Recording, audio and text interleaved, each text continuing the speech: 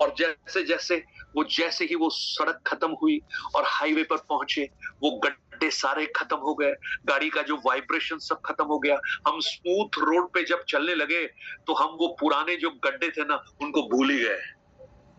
वो हिस्ट्री बन गए, वो पास्ट बन गए, लेकिन अब हम अच्छे रास्ते पर चल रहे हैं। प्रियो, आज आपके जीवन में बहुत सारे क्लेश, बहुत सारे संकट होंगे, लेकिन एक गूगल प्रभु ने हमें दिया है, वो पता है, पवित्र शास्त्र बाइबल। और वो गूगल क्या कहती है? गूगल से बढ़कर है। गूगल में हर चीजों का उत्तर नहीं मिलेगा, लेकिन इसमें आपके हर प्रश्नों का उत्तर मिलेगा। और वो क्या है? वो क्या कह रहा है? मैं शीघ्र आ रहा हूं, तुम्हारा मन व्याकुल ना हो। आज बीमारी से व्याकुल होंगे, आज बच्चों के भविष्य की चिंता में व्याकुल होंगे, आज जीवन की चुनौतियों में व्याकुल होंगे, लेकिन यीशु कह रहा है, मन व्याकुल मत करो, बहुत समय नहीं है, मैं जल्दी आ रहा हूं। I'm coming, I'm coming। और इस बार तुम्हें उस क्लेश में छोड़कर नहीं जाऊंगा, इस बार तुम्हें लेने के लिए आ रहा हूं। तो देखिए, यीशु मसीह का पहला आगमन वो परमेश्वर का मेमना बनकर आया, मानव जाति के पापों को उठाने के लिए आया। और उस पहले आगमन में जिन लोगों ने उस प्रभु पर विश्वास किया, जिसने उस परमेश्वर के पुत्र पर, उसके क्रूस पर, उसकी मृत्यु पर, उसके पुनरुत्थान पर विश्वास किया, उनको वो ऐसे ही नहीं छोड़ेगा प्रियो, उनको ऐसे ही नहीं छोड़ेगा, वो दोबारा आएगा। जानते हैं क्यों? जब पिछली बार वो आया था तो हजारों लाखों लोगों के बीच में से कुछ लोगों ने उस पर विश्वास किया था। Praise the Lord। और आज मैं कहूं, आज यहाँ जितने करीब 84 लोग बैठे हैं, ये वो लोग हैं जिन्होंने जब यीशु पहली बार आया था उस पर विश्वास किया, उसके वचनों पर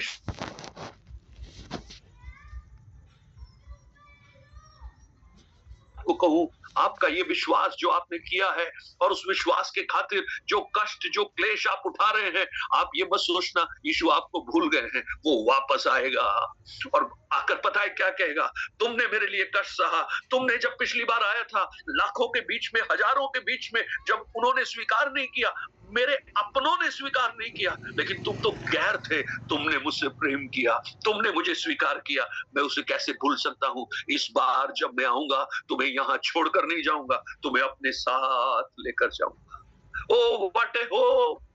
मैं आपको कहूं, आज जब मैं इस वचन को बोल रहा हूं, चाहे इस संसार में हमारे पास बहुत कुछ ना हो, बहुत कुछ शायद ना हो, तो भी आप चिंता मत कीजिए, अच्छा स्वास्थ्य ना हो, चिंता मत कीजिए, ये सब खत्म होने का एक समय आएगा, ये सब खत्म हो जाएंगे। एक ऐसे देश में हम जाएंगे जहां पर कोई आंसू नहीं होंगे, वहां पर कोई बीपी का प्रॉब्लम नहीं होगा, वहां पर कोई शुगर का प्रॉब्लम नहीं होगा, वहां पर आपको ये कमाने के लिए सुबह ऑफिस जाने की टेंशन नहीं होगी। हम हमेशा उस प्रभु के साथ उसकी आराधना कर रहे होंगे। वाह!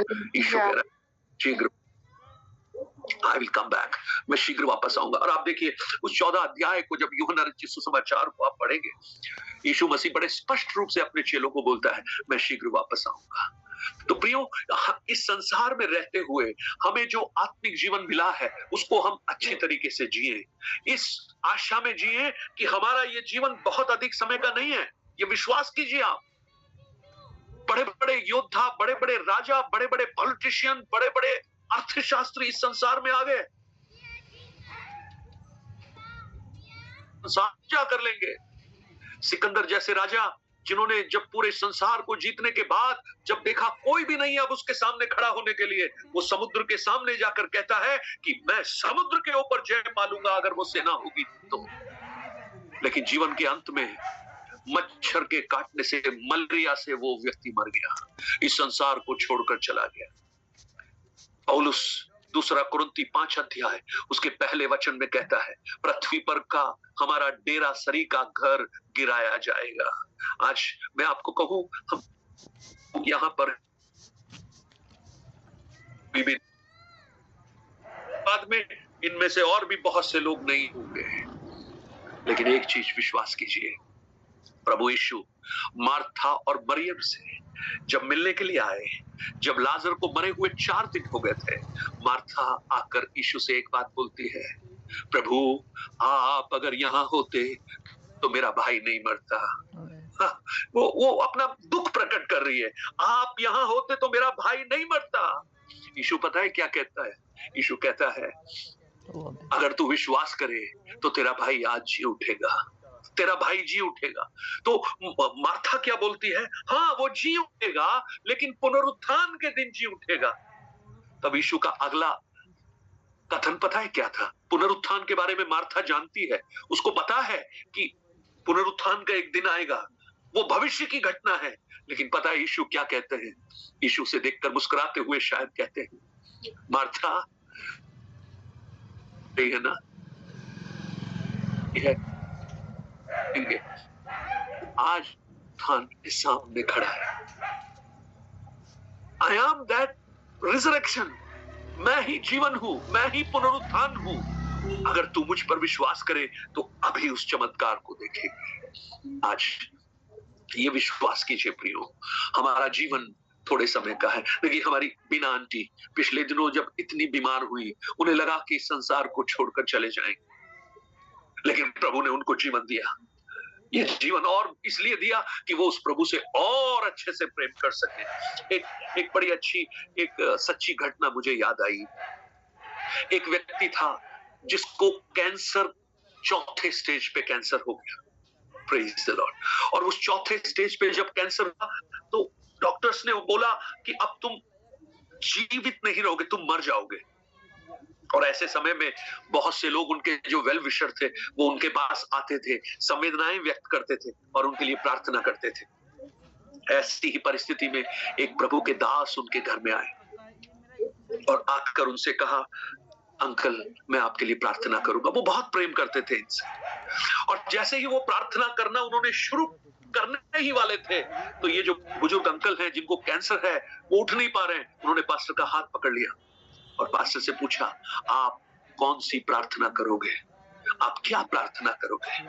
तब पास्टर ने कहा, बड़ा अजीब सा प्रश्न है। पास्टर बोला, मैं प्रार्थना करूंगा कि प्रभु आपको चंगाई दे। पता है उन्होंने क्या बोला? मत करो ये प्रार्थना। फिर उन्होंने जो कहा, पासवान साहब भौंचक के रह गए। उन्होंने पता है क्या कहा? उन्होंने कहा, पास्टर अगर मेरा एक्सीडेंट होता तो मैं झटके से मर जाता। अगर मेरा प्लेन क्रैश होता, मेरी हड्डियां भी नहीं मिलती। अगर मुझे हार्ट अटैक होता तो शायद मैं कुछ दिन अस्पताल में होता, सर्जरी वगैरह होते, तो भी मैं मर जाता। लेकिन मैं परमेश्वर को धन्यवाद देता हूं कि उसने मुझे कैंसर की बीमारी दी। और बीमारी सिर्फ नहीं, उसने मुझे 6 महीने का टाइम दिया। और जानते हैं इन 6 महीनों में मैंने क्या किया? मैंने उस परमेश्वर को इतनी गहराई से जान लिया। आज मुझे एक चीज समझ में आ गई, इस संसार में मुझे मरना तो है ही, लेकिन मैं जितनी जल्दी मरूं उतना ही जल्दी अपने प्रभु के पास में पहुंच जाऊंगा। पास्टर ने बोला, अब मैं आपके लिए प्रार्थना नहीं करूंगा, आप मेरे लिए प्रार्थना करो। Praise the Lord। हमारा ये जीवन प्रियो, आप कितनी भी कोशिश कीजिए, आप कितनी भी च्यवनप्राश खाइए, आप कितनी भी दवाइयां लीजिए, आप कितना भी डाइट का प्लान बनाइए, लेकिन हमारी आयु के वर्ष 70 या 80 वर्ष है। उसके बाद सार हमें, आप कितना भी इसको पकड़ के रखिएगा, आप इसको रोक नहीं सकते। Praise the Lord. जैसे अंडा होता ना, 21 दिन में वो अंडा फोड़कर बाहर निकल आता है, उसको कोई ताकत की जरूरत नहीं है। हैचिंग पीरियड जैसे ही खत्म होता है, परमेश्वर ने जो समय निर्धारित किया है उसमें से बच्चे बाहर आ जाते हैं। एक अदृश्य ताकत आकर उनको बाहर ले आती है। हम भी ऐसे ही एक दिन इस संसार को छोड़कर जाएंगे, लेकिन कहां जाएंगे? सब लोग कहते हैं हम तो स्वर्ग जाएंगे। आपने किसी भी घर में जाके ये नहीं देखा होगा कि किसी व्यक्ति की फोटो लगी हुई है और उस पर लिखा हुआ है श्रीमान नरकीय। कहीं देखा है किसी के नाम के आगे लिखा हुआ है नरकीय लिखा हुआ है? लेकिन हर जगह आपने हेवनली देखा होगा, स्वर्गीय लिखा है। क्या सब स्वर्ग में चले जाते हैं? मैं आपको बताना चाहता हूं, सब स्वर्ग में नहीं जाते प्रियो, लेकिन स्वर्ग जाने का एक ही रास्ता है, जो यीशु मसीह ने कहा, मार्ग, सत्य और जीवन मैं ही हूं। बिना मेरे द्वारा कोई पिता के पास नहीं जा सकता। यीशु कह रहा है, मैं वापस आ रहा हूं, तुम्हें लेकर जाऊंगा। आज जितने लोग कहते हैं ना कि हम तुम्हें रास्ता दिखाएंगे, अरे भैया उनको रास्ता मालूम ही नहीं है, क्योंकि वो वहां गए ही नहीं है कभी।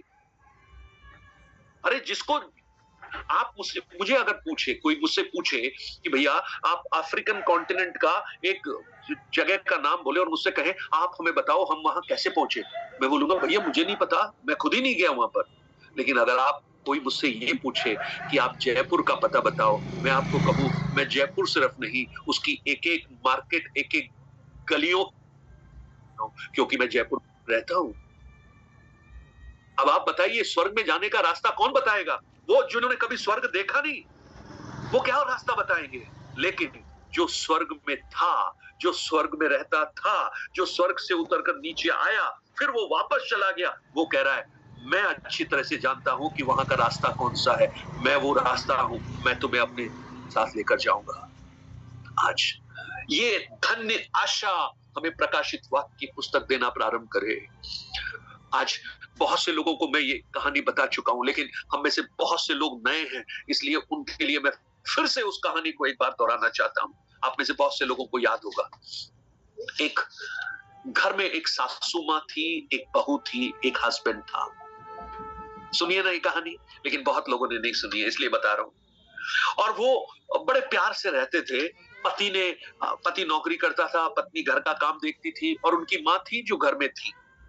लेकिन अचानक क्या हुआ, पति को एक नौकरी मिली, बहुत अच्छी नौकरी मिली विदेश में। तो पति विदेश जाने के लिए तैयार हो गए। पत्नी को बड़ा दुख हुआ, लेकिन नौकरी बहुत अच्छी थी, इसलिए पति ने अब जाने का निर्णय लिया। पति चला गया, विदेश चला गया। जब पति विदेश चला गया, उसके बाद में घर वैसा नहीं रहा जैसा था। वो पत्नी और जो सासू माँ है, उन दोनों के बीच में समस्याएं पैदा होने लगी, बहुत खटपट होने लगी। और ये सासू माँ ने अपनी जो बहू थी उसको बहुत सताव देना शुरू किया। और ये इतनी निराश हो गई, इतनी निराश हो गई, इसने सोचा कि मेरे जीवित रहने का कोई प्रयोजन नहीं। उसने आत्महत्या करने का निर्णय लिया। जब ऐसी स्थिति में वो एक दिन बैठी, उसको लगा कि मैं आत्महत्या कैसे करूं, ट्रेन के नीचे आ जाऊं, या कुएं में कूद जाऊं, या आग लगा लूं, या फांसी के फंदे पर लटक जाऊं। जब ऐसा कर रही थी, पड़ोस की एक आंटी उससे बहुत प्रेम करती थी, और आकर पूछा, बेटा तुम इतनी परेशान क्यों हो? तो पहले तो उसने कुछ नहीं बताया, लेकिन बाद में उसने सब कुछ उन आंटी को बताया। तो आंटी बोलती है, अरे आप इतना सब कुछ होने के बाद में क्या आपने अपने हस्बैंड को ये बात बताई है? उन्होंने कहा, नहीं मैंने अभी तक नहीं बताई। उनको मैं क्यों परेशान करूं, वो विदेश में है, नौकरी कर रहे हैं, वो बहुत परेशान है। लेकिन इन आंटी ने कहा, लेकिन तुम्हें जरूर बताना चाहिए। अब ध्यान से सुनिएगा इस कहानी को। तो इस पत्नी ने पता है क्या किया, एक कागज लिया और पेन लेकर अपने जीवन का सारा दुख उसमें लिखना शुरू किया। लिखकर एड्रेस लगाया, पोस्ट कर दिया। ये पत्र उसके पति को मिल गया, और पति ने जब उस पत्र को पढ़ा, वो हैरान हो गया कि मैं तो जो घर छोड़कर आया था वो नहीं है, इतने हालात वहां पर खराब हैं। तो पति ने, आज के जैसा नहीं था, फोन नहीं था, वीडियो कॉल नहीं था, पति ने एक पत्र लिखा, अपनी पत्नी के नाम पत्र लिखा, और लिखा, प्रियतम मैंने तुम्हारा खत पढ़ा, मुझे बहुत दुख हुआ, तुम बहुत कठिनाई के बीच से गुजर रही हो, लेकिन मैं 6 महीने के बाद आने वाला हूं, मैंने अपना टिकट बुक कर लिया है। उसके बाद जैसे जैसे वो आगे बढ़ती गई, उसकी आंखें खुशी से चमकने लगी। पता है क्या लिखा हुआ है? वो पति लिखता है, इस बार जब मैं आऊंगा ना, मैं तुम्हारा भी वीजा और पासपोर्ट का मैं प्रबंध करूंगा। अब मैं तुम्हें वहां नहीं छोड़ूंगा, उस दर्द में नहीं छोड़ूंगा, उस कष्ट में नहीं छोड़ूंगा। मैं तुम्हें अपने साथ रखूंगा, जहां पर हम दोनों एक साथ रहेंगे। और जैसे ये पत्र उसको मिला, वो इतनी खुश हो गई, उसको ऐसा लग रहा है जैसे उछलना शुरू कर दे। और जब ऐसा पत्र पढ़ी रही थी, तभी उसकी सासू माँ ने पता नहीं क्या बोला। जब हमेशा उनकी बात सुनती थी तो इसको बड़ा दर्द लगता था, लेकिन आज दुख नहीं लगा, आज न दर्द हुआ। जैसे ही वो सासू माँ ने कुछ बोला, इसने उस पत्र को और अपने सीने से लगा लिया, क्योंकि ये पत्र उसे इस बात की आश्वासन दे रहा था, अब यहाँ का जो क्लेश, जो कष्ट है ना, वो ज्यादा समय का नहीं है, 6 महीने का है। 6 महीने के बाद मेरा पति आएगा, मेरा पासपोर्ट, मेरा वीजा कर थोड़े ही दिनों में हम दोनों इस कठिन परिस्थिति से दूर चले जाएंगे। प्रियो, लव लेटर हमें भी मिला है, और जानते वो क्या है? वो शास्त्र। क्या लिखा उस पति ने? इस संसार में तुम्हें क्लेश तो होता है, लेकिन ढाढ़स बांधो, मैंने इस संसार को जीत लिया है। क्या कह रहा है वो? चिंता मत करो, तुम्हारा व्याकुल ना हो, मैं शीघ्र वापस आने वाला हूं। और जब मैं इस बार आऊंगा, पिछली बार जब मैं आया था तुमने मुझे स्वीकार किया था, इस बार जब मैं आऊंगा स्वीकार सिर्फ तुम्हें अपने साथ बादलों पर। Praise the Lord।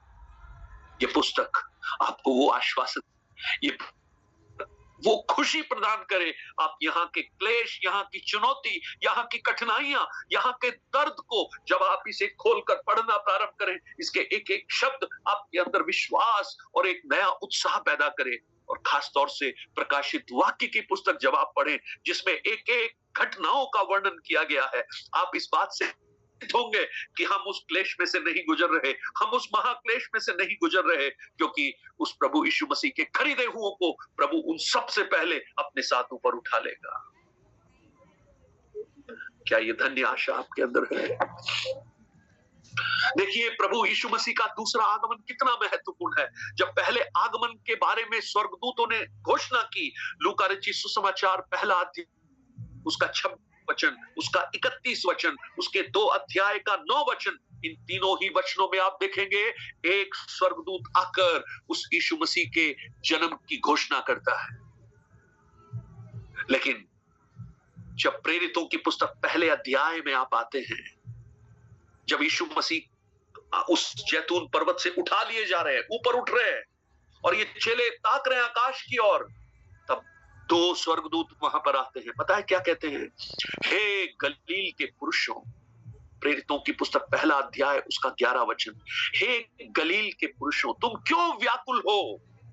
जैसे तुमने इसे जाते हुए देखा है, वैसे ही ठीक इसे वापस आते हुए भी देखोगे। देखिए, एक स्वर्गदूत ने आकर कहा एक इम्मानुएल का जन्म होगा, पूरा हुआ।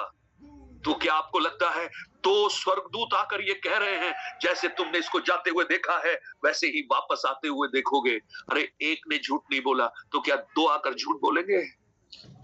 यीशु मसीह का पहला आगमन की खबर देने के लिए एक स्वर्गदूत आया, लेकिन यीशु के दूसरे आगमन की खबर देने के लिए 2 स्वर्गदूत आए। इसका कोई वर्णन नहीं है, लेकिन मैं अपनी भाषा में कहूं, एक से ज्यादा अगर आए, इसका अर्थ है पहले आगमन से भी ज्यादा महत्वपूर्ण है दूसरा आगमन। पहला आगमन बहुत रहस्यमय तरीके से हुआ, लेकिन दूसरा आगमन रहस्यमय तरीके से नहीं होगा। मत्ती 24 अध्याय में लिखा है, उन लोगों ने जिन्होंने यीशु को क्रूस पर चढ़ाया था, वो उसको आकाश में आते हुए देखेंगे और छाती पीट पीट कर कहेंगे, हमने उसे क्रूस पर चढ़ाया था। मेरा प्रभु आने वाला है अपने संतों को अपने साथ ले जाने के लिए, और हम सब उस नीले आसमान के पार चले जाएंगे। आमीन। आप लोगों को उत्साह है नहीं? I am so excited. अगर आज रात प्रभु आ जाए तो क्या आप जाने के लिए तैयार हैं? या आप कहेंगे नहीं, अभी थोड़ा और रुक जाओ, अभी पोते की शादी है, उस बच्चे को अभी मेडिकल में एडमिशन कराना है, अभी घर की छत डलनी है। अरे तैयार रहिए। आप अगर बाइबल पढ़ेंगे ना, आप अब्राहम को देखना, अब्राहम हमेशा कभी उसने घर नहीं बनाया, टेंट में रहा, बोले छोड़ के जाना है चले जाएंगे यहां से, कोई फर्क नहीं पड़ता। भजन 90 में 10 में हमने पढ़ाई 70 या 80 वर्ष। इब्रानियों की पुस्तक 11 अध्याय 10 वचन में अब्राहम के बारे में लिखा है, वो मानो पर रहता था परदेशी होकर, एक ऐसे नगर की आशा करता था जिसका बनाने वाला मनुष्य नहीं लेकिन परमेश्वर है। आप यहां जो कुछ देख रहे हैं ना, यहाँ के बड़े बड़े, आज मैं 13वें फ्लोर पे बैठा हूं, ये सब बिल्डिंग खत्म हो जाएंगे, लेकिन एक भवन प्रभु जो बना रहा है वो चिरस्थायी है, वो हमारे लिए बना रहा है। 21 और 22 अध्याय जब हम पढ़ेंगे, उस दुल्हन के रूप में स्वर्ग से उतरी हुई यरूशलेम नगरी को हम देखेंगे, जो अपने दुल्हन के लिए वो तैयार कर रहा है। आज उस दूसरे आगमन के लिए अपने आप को तैयार कीजिए प्रियो, उसके आगमन को इंतजार कीजिए, प्रेम कीजिए उससे, उत्सुक हो जाइए उसके लिए। और ये पुस्तक पढ़ते पढ़ते दूसरे आगमन की एक गूंज आपके हृदय में हमेशा रहे, और ये पुस्तक आपको सहायता करे आकलन करने के लिए और सेल्फ एग्जामिन करने के लिए और ये प्रोत्साहन भी दे। ये कष्ट क्लेश ज्यादा समय के नहीं है, वो जल्दी आने वाला है। जैसे वो स्त्री अपने आप में हिम्मत पा रही थी उस पत्र को पढ़ते हुए, आपका हृदय भी इस पुस्तक को, इस पत्र को पढ़ते हुए आनंदित हो, मगन हो। वचन में क्या लिखा है? तेरा वचन मानो शहद के समान है, मैं उसे खा गया हूं। ये मीठा लगता है आपको?